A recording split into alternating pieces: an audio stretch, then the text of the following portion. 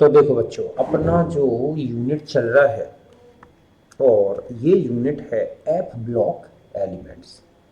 आज हम इस यूनिट में अब जो टॉपिक डिस्कस करने वाले हैं और वो टॉपिक है colour nature of F block elements.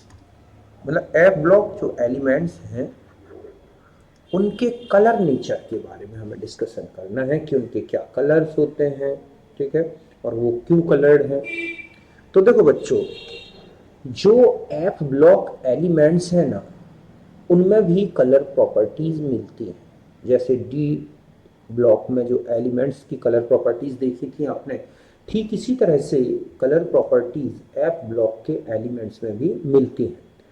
D block में कलर नेचर आपने देखा था due to D D transition. तो एफ ब्लॉक में भी जो कलर नेचर है वो किसके कारण है बच्चों? F F electronic transition. लेकिन जो एफ ब्लॉक के एलिमेंट्स हैं इनमें जो कलर इंटेंसिटी है उतनी इफेक्टिव नहीं दिखती जितनी कि डी ब्लॉक में दिखती है बच्चों। क्योंकि जो एफ ऑर्बिटल्स हैं वो काफी अंदर है और इतने अंदर है कि वो बाहर के इलेक्ट्रॉनिक एनवायरनमेंट मींस लिगेंड से इजीली अफेक्टेड नहीं होते, जिसके कारण एफ ऑर्बिटल की जो स्प्लिटिंग है वो अच्छी नहीं होती जितनी कि डी ब्लॉक की होती। और जिसके कारण यहाँ एफ ब्लॉक की स्प्लिटिंग हाई डिग्री की ना होने के कारण यहाँ पर इलेक्ट्रॉनिक ट्रांजिशन भी हाई डिग्री का नहीं होता, जिसके कारण हमें कलर की इंटेंसिटी थोड़ी कम रहती है। मतलब probability of F F transition काफी कम है एफ ब्लॉक में देन डी ब्लॉक के रिस्पेक्ट में।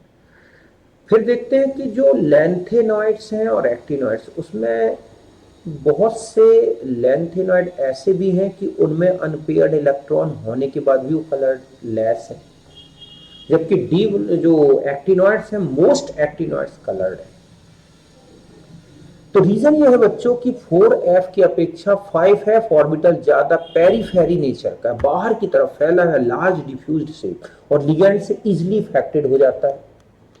और जब वो इजिली अफेक्टेड होता है तो उससे स्प्लिटिंग भी अच्छी होती है, और स्प्लिटिंग अच्छी होती है तो ट्रांजिशन भी अच्छा होता है, जिसके कारण ही लेंथेनॉइड की अपेक्षा एक्टिनॉइड्स ज्यादा कलरफुल है, ज्यादा इंटेंसिव कलर है। समझ गए ना? तो यही हमें एक्सप्लेन करना है। तो एफ ब्लॉक एलिमेंट्स शो, ठीक है, colour nature due to F F electronic transition means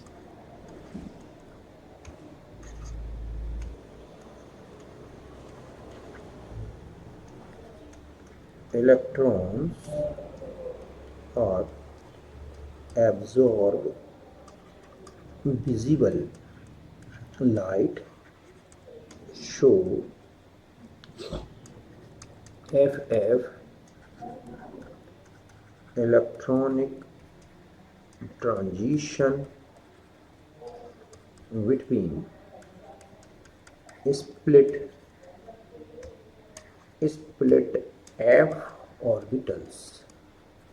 बात समझ गए ना बच्चों कि एफ ब्लॉक के एलिमेंट्स में भी कलर नेचर मिलता है, और ये कलर नेचर है due to F F electronic transition means electrons are absorb visible light and so, ठीक है, F F transition between split orbitals. अब आता है कि क्या ये सभी जिनमें अनपेयर्ड इलेक्ट्रॉन है, क्या वो सभी एफ ब्लॉक के एलिमेंट्स कलर्ड हैं? तो नहीं बच्चों। अगर आप यहां देखोगे कि many lanthanoids and most of actinides are coloured due to F F electronic transition कि बहुत सारे लैंथेनॉइड्स और ज़्यादातर एक्टिनॉइड्स जो है वो कलर्ड है, उन सब में क्या है बच्चों, FF इलेक्ट्रॉनिक ट्रांजिशन। अब यहाँ पर ध्यान रखना है कि 4f ऑर्बिटल्स जो हैं lie very deep in, ठीक है, atom and not easily affected by external electronic environment, means हम ये कह सकते हैं ligands. Therefore many lanthanides are colorless even in the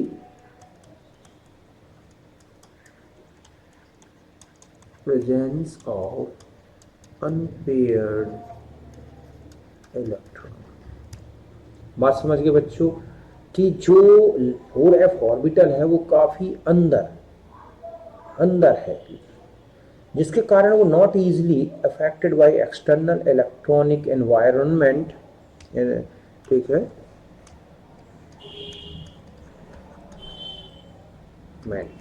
ligands मतलब देयरफॉर मैनी लिगेंड्स, समझ गए ना, बहुत सारे many lanthanoids are colorless even in the presence of unpaired electrons and also give less intensive color, ठीक है, कि जो अगर मान लो जो कलर दे भी रहे हैं तो उनके कलर भी उतने इंटेंसिव नहीं होते। बट अगर हम बात करें कि बट 5f ऑर्बिटल्स जो है बच्चों, orbitals are large diffused shape, means हम ये कह सकते हैं कि periphery in nature. Periphery nature मतलब है क्लाउड जो है इनका क्लाउड dispersed outside, ठीक है, outside of orbit, बाहर की तरफ फैला हुआ है। तो ऐसे में क्या होता है कि जब लार्ज डिफ्यूज शेप का है, बाहर की तरफ क्लाउड फैला हुआ है, पेरीफेरी नेचर का है, देयरफॉर ऑर्बिटल्स मतलब जो f ऑर्बिटल्स है, मतलब ठीक है बच्चों, f orbitals are easily affected by external, ठीक है, electronic environment means ligand, therefore most of actinides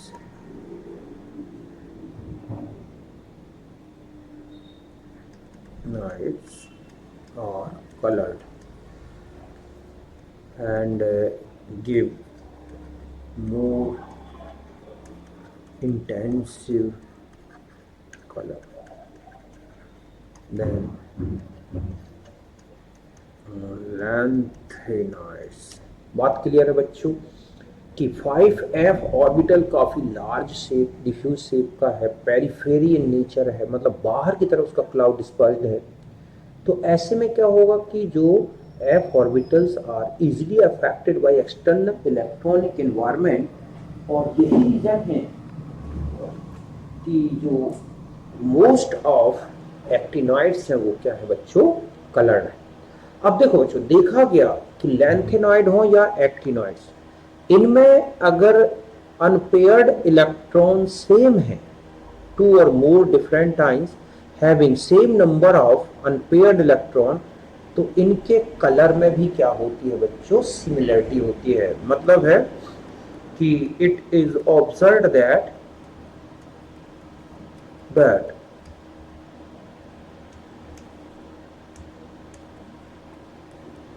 having Fn and F14 minus n configuration of lanthanides or actinides having same color। समझ गए ना कि ऐसे एलिमेंट जिनमें Fn और F14 minus n configuration है लैंथेनाइड या एक्टिनाइड में, उनके सेम कलर होते हैं because having same number of unpaired electrons. यहाँ पर जो स्मॉल n है वो अनपेयर्ड इलेक्ट्रॉन को शो करता है। तो अब देखो बच्चों, अगर मैं पहली कंडीशन बता दूं कि जैसे सीरियम 4+ है, टर्बियम 4+ है, इटर्बियम 2+ है, या ल्यूटेशियम 3+ है ना, ऐसे थोरियम 4+ है, ये सब कलरलेस होंगे ड्यू टू absence of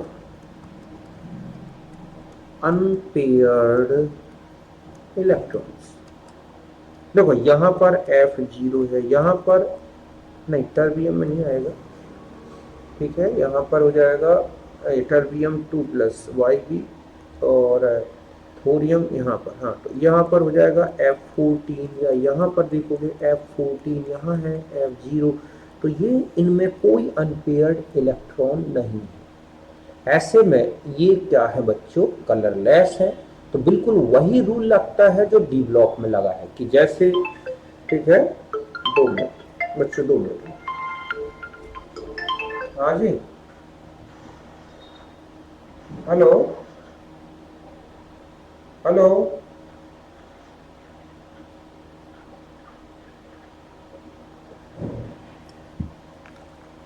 ठीक है, 2 मिनट है।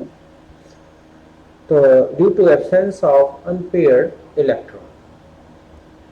अब और आगे बढ़ते हैं कि जैसे हम कुछ एलिमेंट्स में देखें, है ना, कि जैसे Pr3+ और Tm3+, इसमें है F2 और इसमें है बच्चों F12, तो इनके जो कलर है दोनों के वो ग्रीन है, क्योंकि नंबर ऑफ अनपेयर्ड इलेक्ट्रॉन 2 हो गए।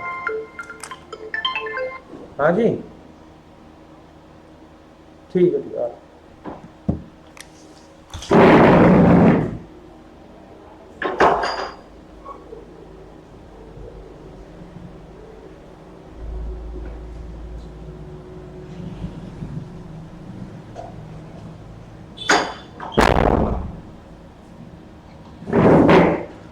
तो इस तरह से इनमें बराबर अनपेयर्ड इलेक्ट्रॉन हो गए, 2-2, है ना, तो इसीलिए इनके कलर सेम हो गए। मतलब ये हो गया कितना, F2, तो ये हो गया 14 - 2 हो गया 12, है ना। ठीक इसी तरह से Nd+3 और Er+3, तो यहाँ पर F3 है और यहाँ F क्या है, 11, तो यहाँ N की वैल्यू 3 है, तो इनके जो कलर है वो कैसे हैं बच्चों, पिंक कलर है।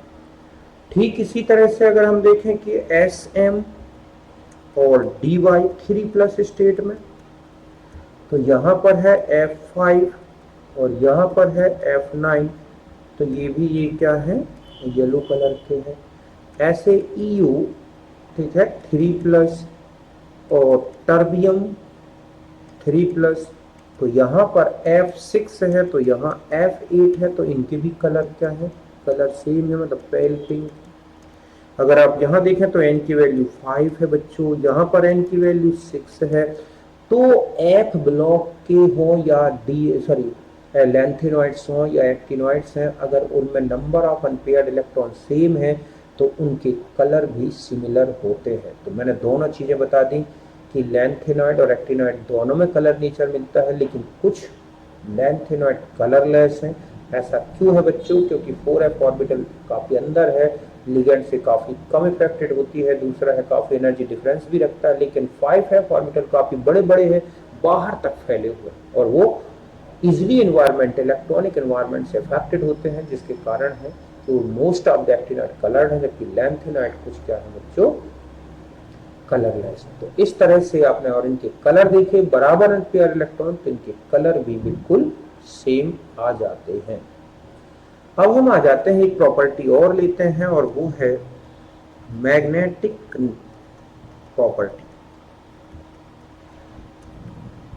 मैग्नेटिक प्रॉपर्टीज में देखें तो देखो, जैसे कोई भी एलिमेंट हो, चाहे वो एस ब्लॉक का हो, पी ब्लॉक का हो, डी हो या एफ, अगर अनपेयर्ड इलेक्ट्रॉन है तो वो कलर, सॉरी, उसमें मैग्नेटिक नेचर होगा, पैरामैग्नेटिक होगा। सारे पेयर्ड हैं तो डायामैग्नेटिक होगा। बस ये है कि इनके मैग्नेटिक मोमेंट की वैल्यू कुछ अलग टाइप की होती है। एस ब्लॉक, पी ब्लॉक और डी ब्लॉक में हम वहां पर मैग्नेटिक मोमेंट जो लेते हैं एलिमेंट का, वो स्पिन ओनली मैग्नेटिक मोमेंट लेते हैं। लेकिन अगर हम एफ ब्लॉक में आएंगे तो यहाँ इनके स्पिन ओनली मैग्नेटिक मोमेंट नहीं लिए गए, बल्कि ऑर्बिटल जो मैग्नेटिक मोमेंट है वो भी लिए गए हैं, तब जाके इनकी बिल्कुल एक्यूरेट वैल्यू आती है।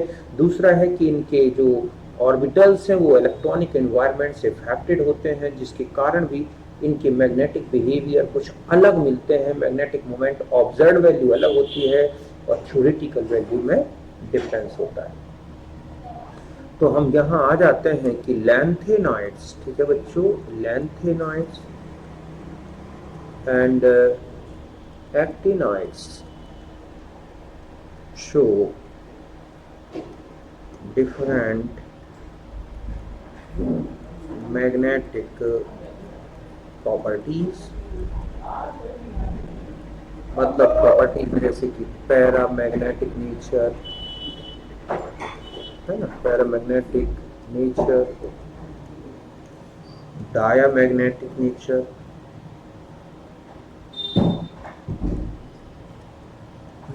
etc.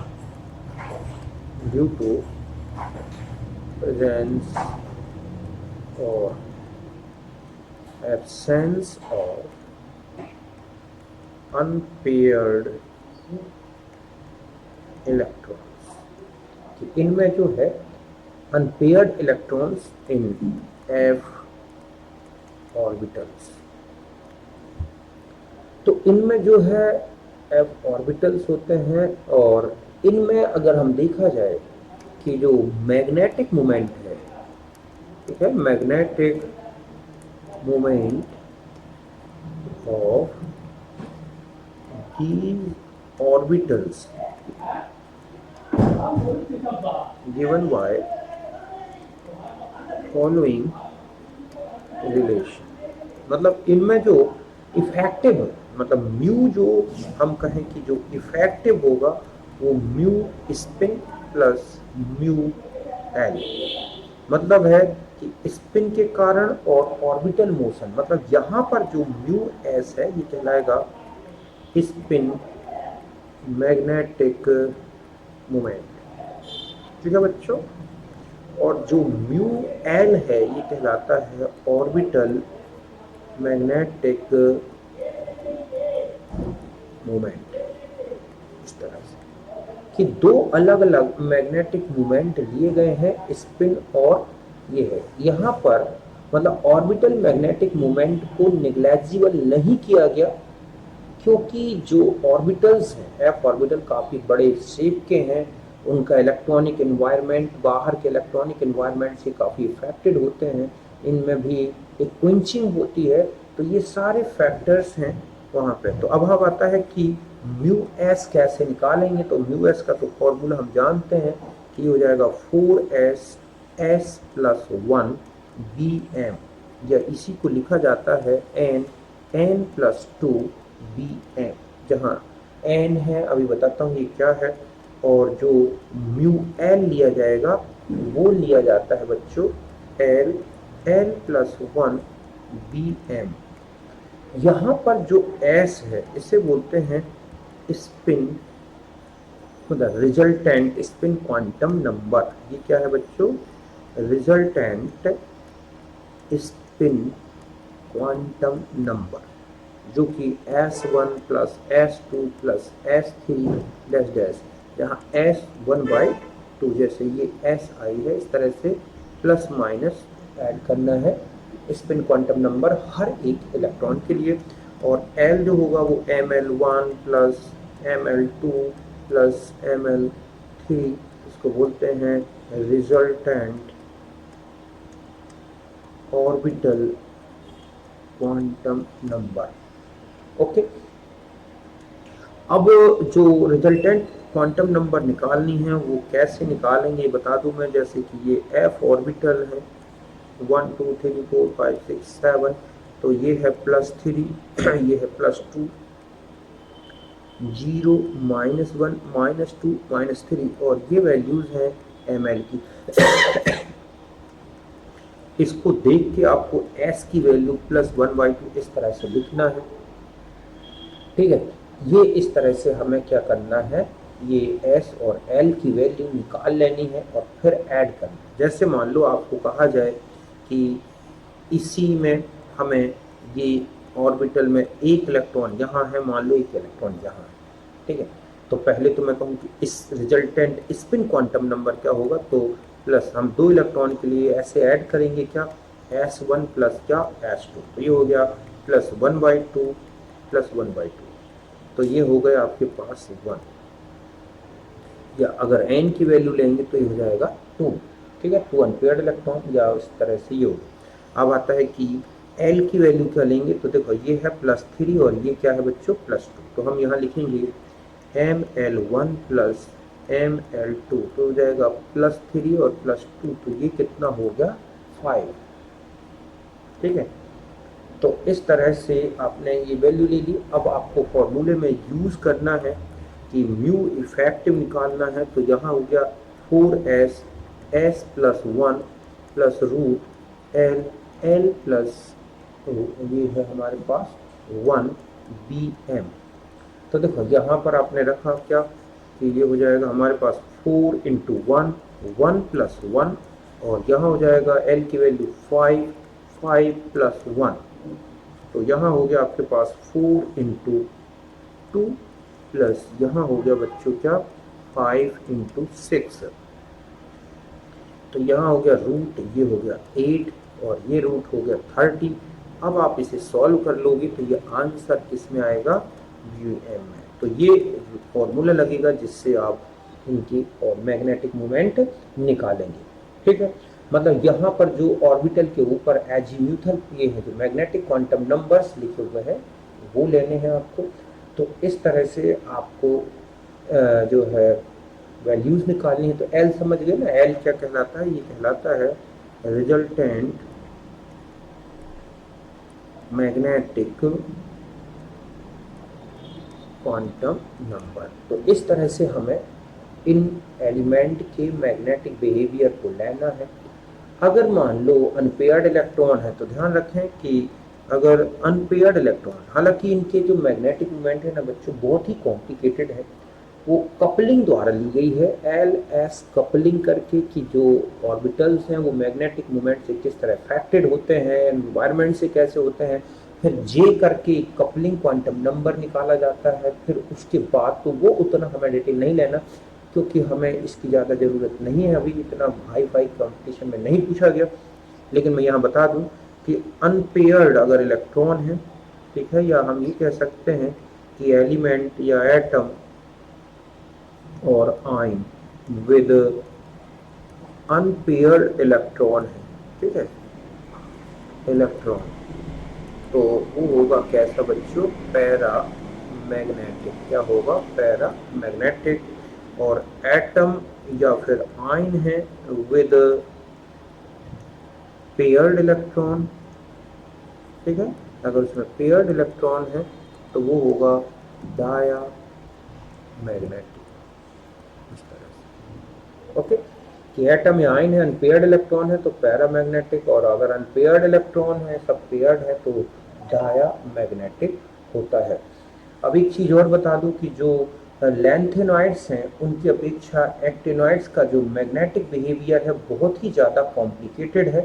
ठीक है, अब वो क्यों है ये आप देखोगे उसमें, जब आप पढ़ोगे कभी एफ ब्लॉक डिटेल में, तो उसमें लिखा रहता है कि जो एफ ऑर्बिटल्स हैं एक्टिनॉइड्स के, वो काफ़ी पेरिफेरी नेचर के होते हैं, और इसलिए वो बाहरी इलेक्ट्रॉनिक इन्वायरमेंट से उनका बहुत ज़्यादा इफेक्ट आता है, जिससे कि डी जो एफ ऑर्बिटल्स हैं उनमें सिमिलरिटी नहीं रह जाती, और इस सिमिलरिटी के ना होने के कारण इनके मैग्नेटिक बिहेवियर में बहुत ज़्यादा डिफरेंस आ जाता है। तो इस तरह से हम ये कह सकते हैं कि मैग्नेटिक बिहेवियर जो है, ठीक है, कि मैग्नेटिक